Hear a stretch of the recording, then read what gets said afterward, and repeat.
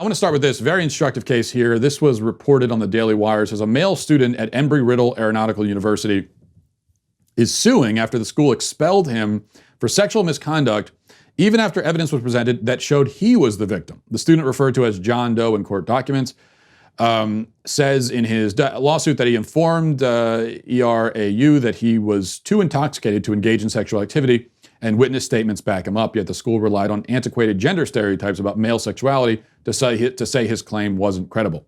So that's the introduction to the case. Here are some of the specifics.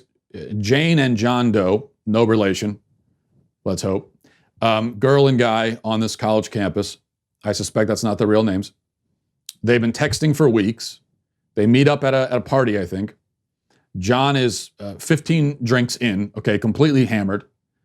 They go back to, I think it was his place, and they, have sexual relations. She initiates sexual contact with this extremely drunk man. Then she spends the night. The next morning she leaves. Later on, she decides that she was raped. Even though she never said during the sexual activity that she wanted to stop or that she didn't consent. Never said that. She was a willing participant the entire time. And again, she was the initiator, actually, of this sexual activity. The school expels John. So now he's suing, and I hope that he bankrupts the school and takes every dime that it has. The standard of consent on college campuses is that drunk people cannot consent.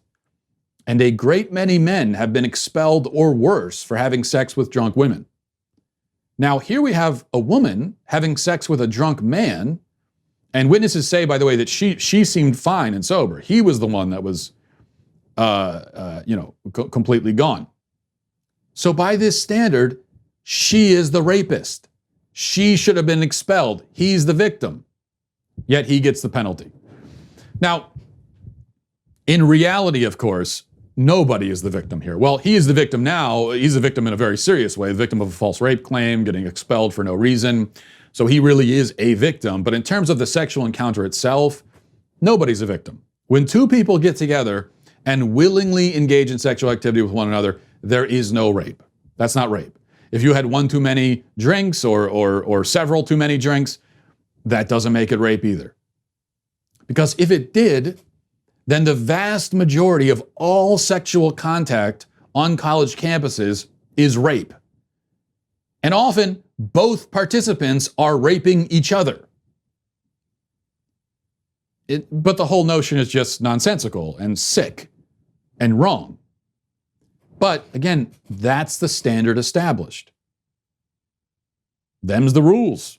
Yes, we could easily say that John also was a willing participant. He never said no. He never tried to leave. By any sane definition of the term, that's not rape. Again, both. If you have two willing participants in a sexual act, it's not rape. A rape by definition is when one participant is not willing and is forced to. That's rape. But that's normal, sane, rational standards. That's not the standard you have on college campuses. And by their standard, Jane should be expelled, not John. Now, even introducing rational and sane standards, she should be expelled now, at least, for making the false rape claim.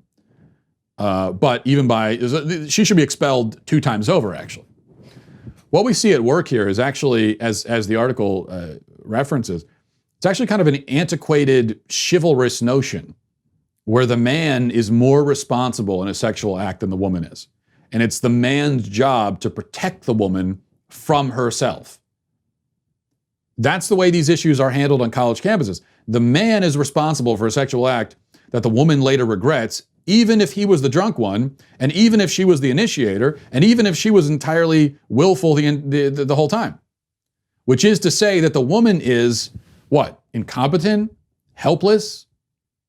Not responsible for her own actions?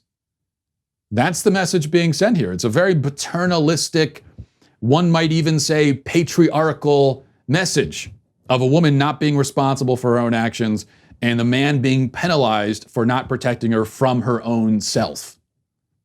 Feminists should be up in arms about this, but of course, they're not.